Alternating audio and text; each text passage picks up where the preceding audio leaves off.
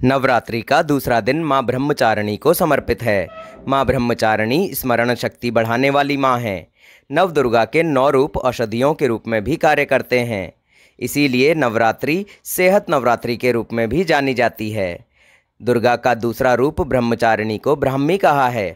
ब्राह्मी आयु को बढ़ाने वाली, स्मरण शक्ति को बढ़ाने वाली, रुधिर विकारों का नाश करने के साथ साथ स्वर को मधुर करने वाली है। ब्राह्मी को सरस्वती भी कहा जाता है, क्योंकि यह मन और मस्तिष्क में शक्ति प्रदान करती है। यह वायु विकार और मूत्र संबंधी रोगों की एक प्रमुख दवा है। यह मूत्र द्वारा रक्त विकारों को बाहर निकालने में समर्थ औषधि है। इसीलिए इन रोगों से पीड़ित व्यक्ति को ब्रह्मचारिणी की आराधना करनी चाहिए। नवरात्रि पर्व के दूसरे दिन माता ब्रह्मचारिणी की पूजा अर्चना की जाती है। भगवान शिव से विवाह हेतु प्रतिज्ञाबद्ध होने के कारण ये ब्रह्मचारिणी कहलाईं।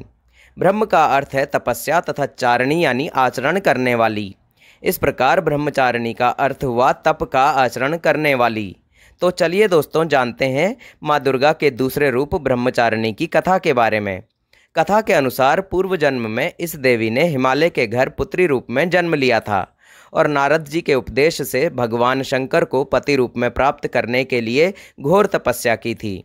इस कठिन तपस्या के कारण इन्हें तपस्चारिणी अर्थात ब्रह्मचारिणी नाम से अभिहित किया गया। 1000 वर्ष तक इन्होंने केवल फल फूल खाकर बिताए और 100 वर्षों तक केवल जमीन पर रहकर शाक पर निर्वाह किया। कुछ दिनों तक कठिन उपवास रखे और खुले आकाश के नीचे वर्षा और धूप के घोर कष्ट सहे। 3000 वर्षों तक टूटे हुए बिलपत्र खाए और भगवान शंकर की आराधना करती रहीं। इसके बाद तो उन्होंने सूखे बिल्व पत्र खाना भी छोड़ दिया। कई हजार वर्षों तक निर्जल और निराहार रहकर तपस्या करती रहीं। पत्तों को खाना छोड़ देने के कारण ही इनका नाम अपर्णा नाम पड़ गया। कठिन तपस्या के कारण देवी का शरीर एकदम क्षीण हो गया। देवता, ऋषि, सिद्धगण, मुनि सभी ने ब्रह्मचारिणी की तपस्या को अभूतपूर्व पुण्य कृत्य बताया, सराहना की और कहा, हे देवी, आज तक किसी ने इस तरह की कठोर तपस्या नहीं की है। यह तुम्ही से ही संभव थी। तुम्हारी मनोकामना परिपूर्ण होगी और भगवान चंद्रमौली शिव जी तुम्हें पति रूप में प्राप्त होंगे। अब तपस्या छोड़कर घर लौट जाओ। जल्दी ही तुम्हारे पिता तुम्हें बुलाने आ रहे हैं।